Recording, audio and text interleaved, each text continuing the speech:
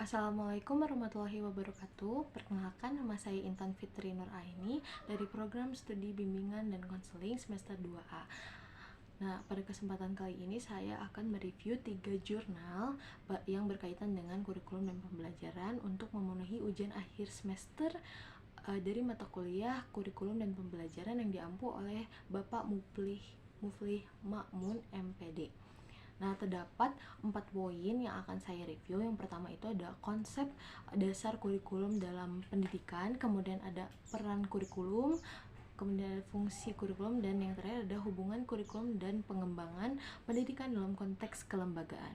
Nah, yang pertama, konsep dasar kurikulum dalam pendidikan. Nah, pengertian kurikulum sendiri terdapat dalam Undang-Undang Sikdiknas Nomor 20 Tahun 2003 yang mengatakan seperangkat rencana dan pengaturan mengenai tujuan, isi, dan juga bahan ajar serta cara yang digunakan sebagai pedoman dalam penyusunan kurikulum tingkat satuan pendidikan dan silabusnya pada setiap satuan pendidikan. Nah, menurut Zainal Arifin, pengembangan kurikulum itu harus berdasarkan pada prinsip-prinsip tertentu, di mana di dalam prinsip tersebut harus terdapat kaidah atau norma, kemudian ada pertimbangan dan juga aturan-aturan yang menjiwai kurikulum tersebut. Nah, misalnya penggunaan prinsip pendidikan seumur hidup. Nah, maka mewajibkan pengembangan kurikulumnya itu harus dengan mensistemkan kurikulum dengan sedemikian rupa agar peserta didik yang di sekolah tersebut itu dapat mampu untuk dididik lebih lagi, kemudian memiliki semangat belajar yang lebih tinggi dan lestari. Nah, kemudian pengertian kurikulum sendiri itu akan terus berkembang dan juga berubah mengikuti perkembangan zaman serta kebutuhan akan kemajuan dan perbedaan persepsi ataupun dari pandangan filosofis para penulis pendidikan gitu. Nah, kemudian di dalam kurikulum sendiri itu memuat sejumlah mata pelajaran yang harus ditempuh dan juga dipelajari oleh peserta didik sehingga mereka dapat memiliki pengetahuan dari mata pelajaran yang dipelajari oleh mereka. Kemudian kurikulum juga merupakan muatan proses baik formal maupun informal bagi siswa untuk mendapatkan pengetahuan dan juga pemahaman, kemudian mengembangkan potensi dan juga mengubah apresiasi sikap serta nilai dengan bantuan sekolah. Nah, kurikulum juga merupakan program belajar yang dimiliki oleh sekolah dan juga ada siswa yang di bawah tanggung jawab naungan sekolah tersebut dalam rangka untuk mencapai tujuan dari pembelajaran gitu.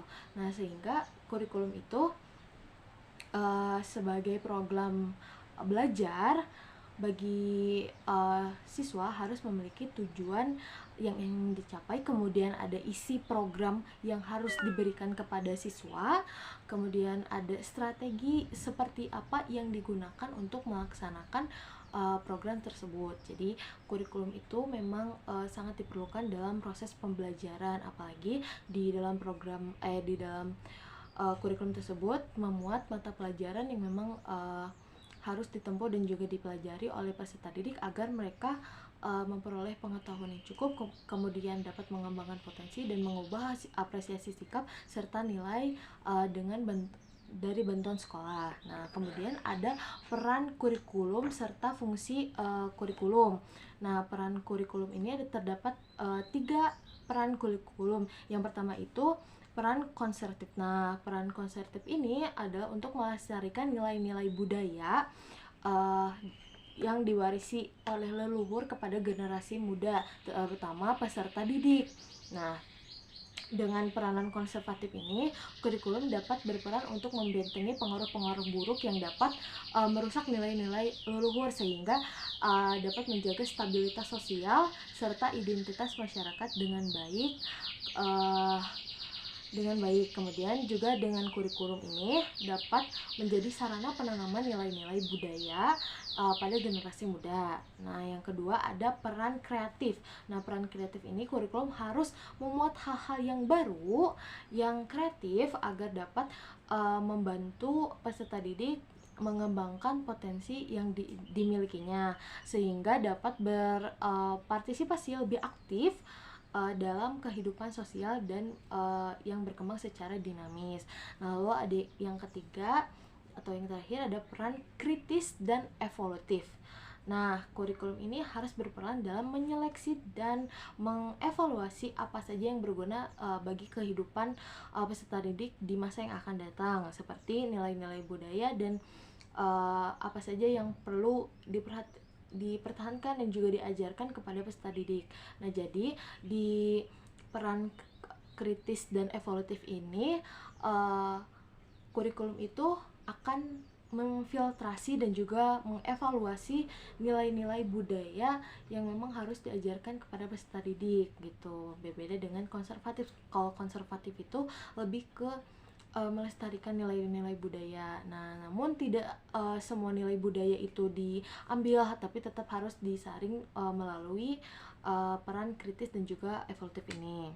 Nah, kemudian ada fungsi kurikulum. Nah, yang pertama fungsi penyesuaian, di mana setiap individu itu kan perlu untuk menyesuaikan diri dengan lingkungannya secara baik dan juga dinamis. Nah, maka dari itu fungsi kurikulum sebagai instrumen pendidikan bagi orang-orang itu dapat menyesuaikan dirinya dengan baik gitu. Kemudian ada fungsi pengintegrasian, yaitu individu merupakan bagian dari masyarakat yang akan memberikan kontribusinya dalam pembentukan dan juga pengintegrasian masyarakat gitu. Makanya oleh karena itu kurikulum juga berfungsi untuk mendidik pribadi-pribadi yang terintegrasi gitu. Yang ketiga ada fungsi diferensiasi, yaitu kurikulum harus memberikan pelayanan terhadap perbedaan yang ada di perorangan yang dalam masyarakat.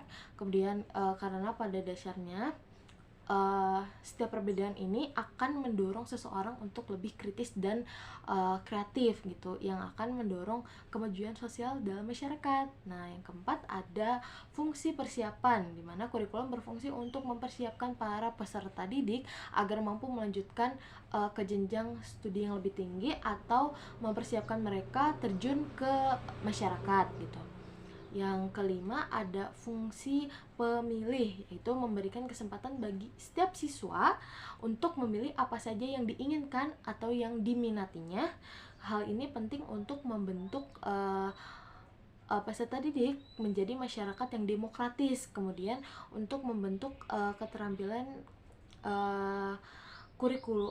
Dari perbedaan-perbedaan ini, kurikulum perlu dibentuk dengan seluas-luasnya dan juga secara fleksibel. Nah, yang terakhir ada fungsi diagnosis, yaitu membantu dan mengarahkan siswa agar mampu untuk memahami dan menerima dirinya sendiri, sehingga dapat mengembangkan sikap setiap potensi yang dimilikinya. Nah, tapi hal ini juga dapat dilakukan atau dapat berhasil itu apabila si peserta didiknya menyadari setiap kelebihan dan juga kelemahan yang dimilikinya melalui eksplorasi dan juga prognosa.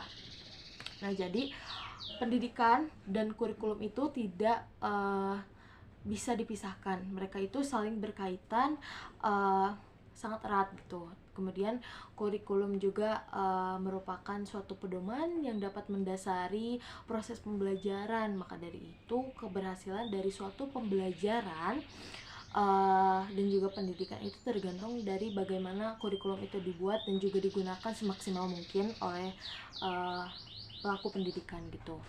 Kemudian yang terakhir ada hubungan kurikulum dengan dan pengembangan pendidikan dalam konteks kelembagaan. Nah, suatu kurikulum itu tidak akan bermakna apabila tidak dilaksanakan melalui pembelajaran dalam lembaga pendidikan. Nah, sama halnya dengan proses pembelajaran.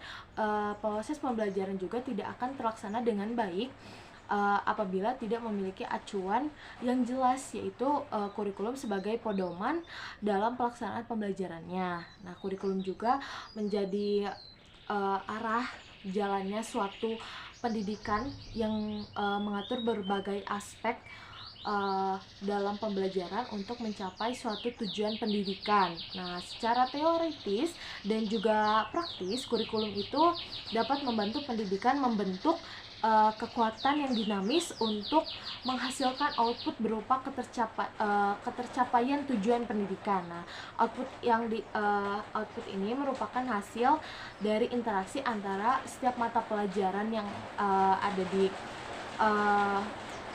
kurikulum.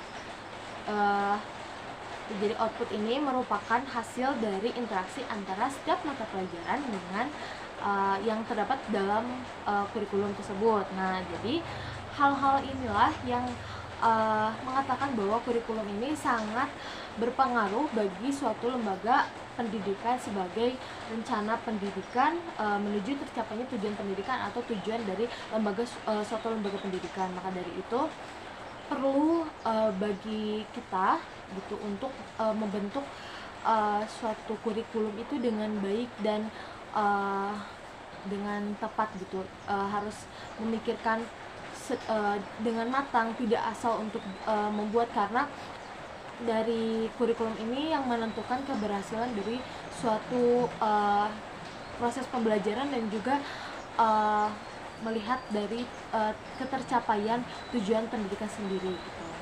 Mungkin sekian yang dapat saya sampaikan. Mohon maaf apabila ada kesalahan dalam pengucapan kata. Terima kasih. Wassalamualaikum warahmatullahi wabarakatuh.